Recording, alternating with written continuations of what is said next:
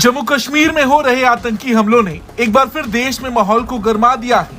आतंकियों के खात्मे के लिए सुरक्षा बल लगातार सर्च ऑपरेशन चला रहे हैं, लेकिन इस बीच एक बेहद हैरान कर देने वाली खबर सामने आ रही है। सूत्रों ने एक बड़ा खुलासा करते हुए कहा है, पाकिस्तान के आतंकी संगठन जैश ए मोहम्मद और लश्कर तैयबा ने अफगानिस्तान में तालिबान के कब्जे वाली अमेरिकन M16 M4 कार्बाइन का सौदा किया है। बांग्लादेश की प्राइम मिनिस्टर शेख हसीना वाजिद आई थी भारत प्राइम मिनिस्टर नरेंद्र मोदी जी की शपथ के टाइम पे, तो वो कांग्रेस की लीडरशिप से मिलने गई थी। ऑफ कोर्स बांग्लादेश भारत का कर्जदार है। शेख हसीना वाजिद जी के पिताजी जो थे शेख मुजीबुर रहमान, वो पाकिस्तान की जेल में थे। उनकी कौम को पाकिस्तान कत्लेआम कर रहा था। पाकिस्तान में बार बार ऐसी कोशिशें होती रहती हैं, बार बार ऐसे प्रयास किए जाते रहते हैं जहां पर वो उनके पहले तो हमने देखा था कहीं किसी नेता से कुछ हो जाए, कहीं किसी बिजनेसमैन से कुछ हो जाए, कहीं किसी मौलवी से कुछ हो जाए, तो या किसी आम जनता से कुछ हो जाए, सबको ये कहकर टाल दिया जाता था कि भाई ये तो चलो वो है समाज से कटे लोग। अमूमन आप देखिए पाकिस्तान के अंदर यदि किसी को ब्लास्फेमी के नाम पर किसी को कत्ल कर दिया गया तो क्या बोलेंगे, अरे वो तो पढ़े लिखे लोग नहीं थे जिन्होंने किया, वो तो देहाती लोग थे, जाहिल लोग थे, इसलिए उन्होंने ऐसा कर दिया। पढ़े लिखे पाकिस्तानी ऐसा बिल्कुल नहीं करते, वो तो सब मजहबों को एक समान समझते हैं। अच्छा, बार बार जो है वो प्रयास किए जाते रहे इस चीज को कवर करने की, लेकिन अब वो राहत फतेह अली खान के रूप में सच सबके सामने आ चुका है। इतना करोड़पति अरबपति व्यक्ति जो एक एक स्टेज शो करने करोड़ों रुपए चार्ज करता है, वो यदि उसकी मानसिकता ऐसी है तो फिर अंदाजा लगा सकते हैं आप कि बाकी लोगों की मानसिकता कैसी रही हो। कठुआ में मारे गए आतंकी के पास से M4 कार्बाइन बरामद हुई है। वहीं बड़ी बात तो ये भी है कि दहशतगर्दों के हाथ में जो घातक हथियार हैं, उनके लिए खास स्टील की बुलेट इस्तेमाल की जा रही। ये बुलेट चीन निर्मित है। साथ ही जो हैंड ग्रेनेड बरामद हुए वो भी चीन निर्मित हैं। और ये बात पूरी दुनिया जानती है कि इन आतंकियों को पाकिस्तान हर तरह से बैकअप देता है। पाकिस्तान बॉर्डर से इन हथियारों को भारतीय सीमा में भेजने की कोशिश की जाती है। तालिबान से घातक अमेरिकन राइफलें और स्टील की गोलियां घाटी में पहुंच रही हैं। ये सुरक्षा बलों के लिए चिंता का विषय है। आतंकियों ने जिन स्टील बुलेट का इस्तेमाल किया, ये बुलेट किसी भी बख्तरबंद गाड़ी को भेज सकती है। अब अगर पहले की बात करें तो पहले कश्मीर में आतंकी AK-47 राइफल का ही ज्यादातर इस्तेमाल करते थे, लेकिन साल 2021 में तालिबान की वापसी के बाद इन आतंकियों के हथियारों में भी बदलाव देखने को मिला।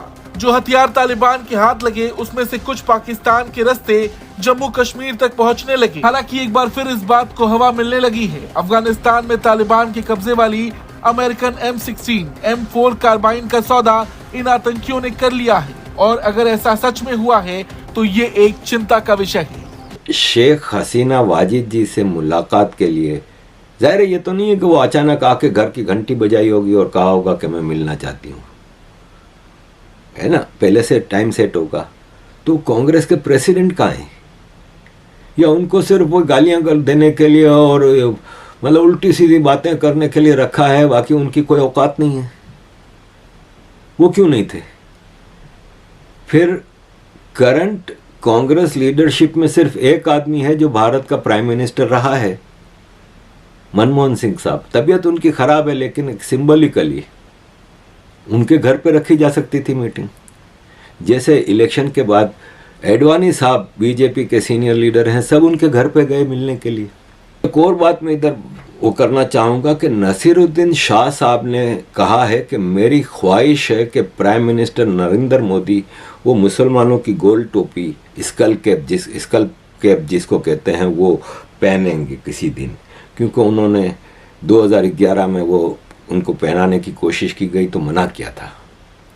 तो नसीरुद्दीन शाह साहब, आपको क्यों किसी को स्कल, मतलब आपके अंदर का सेक्युलरिज्म, ऐसे स्कल टोपी और मुसलमानों के मामला पे सेक्युलरिज्म ख़त्म हो जाता है।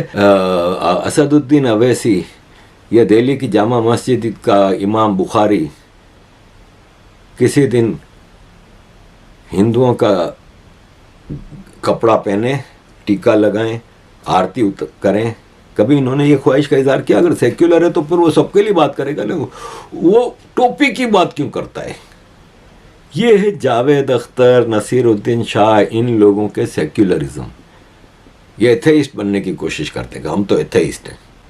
कि वो लोग जो कह रहे हैं कि बहुत अच्छा हुआ क्योंकि कंगना ने ऐसी बात क्यों की, तो फिर वो इंदिरा गांधी जी को जिन्होंने मारा था वो भी सही थे। फिर थप्पड़ मारो, गोली मारो, अगर आप वायोलेंस से किसी की बात का जवाब दे रहे हैं तो फिर आप सही है। फिर अगर इसको जो जस्टिफाई कर रहा है, जैसे ये विशाल दादलानी है, वैसे ये मुझे कभी नहीं पसंद आया। अव्वल तो मैं उस दिन पे अपने बच्चों को कह रहा था, इसका कोई गाना चल रहा था, मैंने कहा यार ये सिंगर कैसे बन गया, इसके अंदर कौन सी ऐसी सिंगर की क्वालिटीज़ हैं।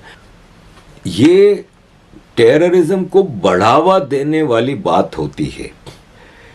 ये है नीना सिंह, पहली वुमेन कमांडिंग ऑफिसर जो 1,66,000 स्ट्रॉन्ग CISF को लीड कर रही है। किसी ने इसका नाम भी नहीं सुना होगा। और एक है ये 2 टके की लड़की कुलविंदर कौर, जिसकी ड्यूटी भी नहीं थी वहाँ पे जहाँ पे कंगना ने गुजरना था। ये अपनी ड्यूटी पे से हट के स्पेशली मारने आई थी।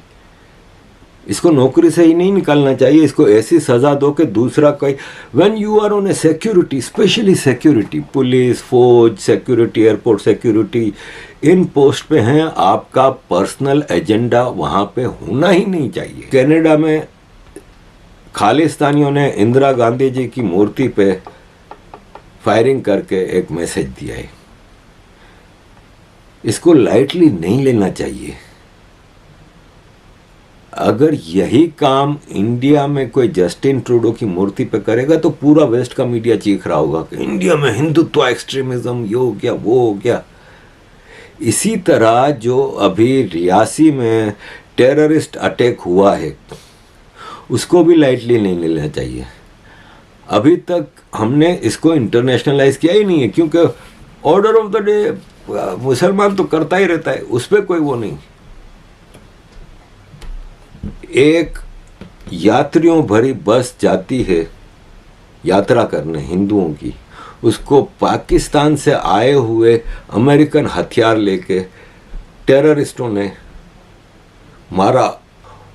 और ये हमारे यहाँ जो छछूंदर बैठे हुए हैं ना, जुबैर, राना, अरफा, वो तो उछल उछल के मतलब कयामत ढा दी होती। किसी अरफा ने, किसी जुबैर ने पाकिस्तान को कंडेम किया? किसी ने इसके ऊपर वो लेवल की आवाज़ उठाई जो उठानी चाहिए एक न्यूट्रल जर्नलिस्ट को? हम सब ये जो फिल्मी जगत के लोग हैं, ये जो आर्ट इंडस्ट्री से जुड़े लोग हैं, चाहे वो म्यूजिक इंडस्ट्री में हो, चाहे वो डांस इंडस्ट्री में हो, अलग अलग, इन सब से हम उम्मीद रखते हैं कि ये बड़े ही लिबरल माइंड के और खुले विचारों वाले लोग होंगे। इनसे हम ना रूढ़िवाद की उम्मीद रखते हैं, ना ही इनसे हम धार्मिक कट्टरता, जो मजहबी जिहादी कट्टरता, उन सब की उम्मीद रखते हैं। मगर पाकिस्तान के बहुत लोकप्रिय सिंगर राहत फतेह अली खान, जिनका शायद बच्चा बच्चा भारत में जिनके गाने सुनता है, जिनकी बॉलीवुड की कितनी मूवीज में उनके गाने हैं, उनके पिता नुसरत फतेह अली खान, भारत में उनको बहुत प्यार मिला। वो इस तरह से ना सिर्फ एक अपने से कमजोर, अपने से गरीब आदमी के ऊपर टॉर्चर करना, बल्कि उसको जो है वो फोर्स करना किसी भी चीज के लिए, और इस तरीके की हरकत करके दिखाना, ये दर्शाता है कि कैसा उस व्यक्ति का सोचने समझने का तरीका होगा और कैसा उस व्यक्ति का पूरा उसकी अपब्रिंगिंग हुई होगी। जिस तरह से हम लोग भारत में देखते हैं, अरे भारत में आप देखो कई लोग मैंने देखा था लड़ गए थे उस समय, जब पूरा का पूरा एक वो पुलवामा वाला दौर हुआ था, जिसके बाद से पाकिस्तानी कलाकारों को भारत में आने शुरू हो गया। उस समय लोग लड़ गए थे कि नहीं नहीं हम तो पाकिस्तानी को क्यों नहीं आने दे रहे हो, एक आर्टिस्ट ही कोई देश थोड़ी ना होता है, एक आर्टिस्ट का कोई मजहब थोड़ी ना होता है।